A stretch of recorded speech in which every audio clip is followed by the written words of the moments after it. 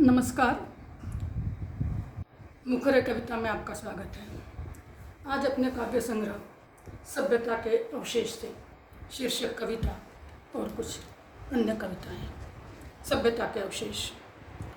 फिर वह चाहे कितनी ही असभ्य क्यों न हो, फिर वह चाहे कितनी ही असभ्य क्यों न हो, अवशेष हमेशा किसी न किसी सभ्यता के ही कहाते हैं। फिर वह चाहे कितनी असभ्य क्यों न हो, अवशेष हमेशा किसी न किसी सभ्यता के ही कहाते हैं। कितना अच्छा है आज से 5-10 हज़ार वर्ष आगे चलकर हमारे भी जीवाश्म किसी सभ्यता की खोज कहाएंगे। हमारे भी जीवाश्म किसी सभ्यता की खोज कहाएंगे। कविता का शीर्षक है इन दिनों हाथी सीधी चाल नहीं चलता।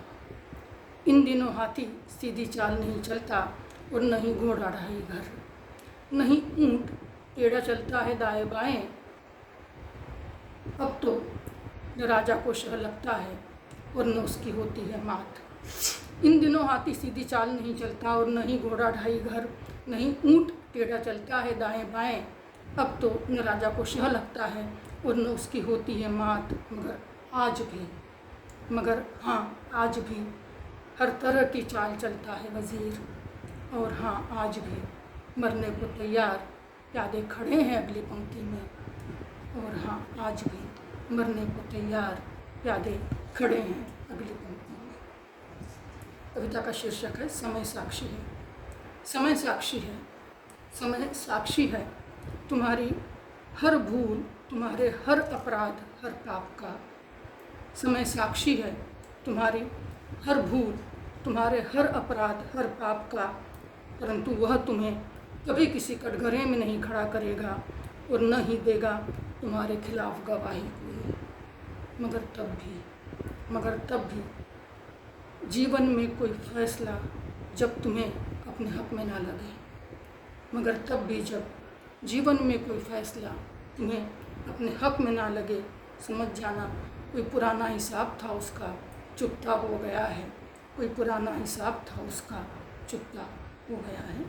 और यह कविता मुखौटे। पहले झूठ बोले परायों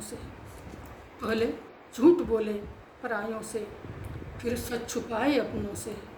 और अब यह हालत है कि घर में भी मुखौटे लगाए रहता है आदमी। पहले झूठ बोले परायों से, फिर सच छुपाए अपनों से। और अब ये हालत है कि घर में भी मुखौटे लगाए फिरता है आदमी। चेहरों से भारी हो गए हैं मुखौटे। कभी तो थकेगा वह इनका भार ढोते ढोते, और फिर अपनी पहचान तलाशेगा और अंत में बस 3 पंक्तियाँ की।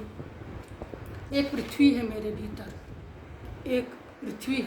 मेरे भीतर, जितना नापती हूँ शेष रह जाती है। एक पृथ्वी है मेरे भीतर। नमस्कार, आभार।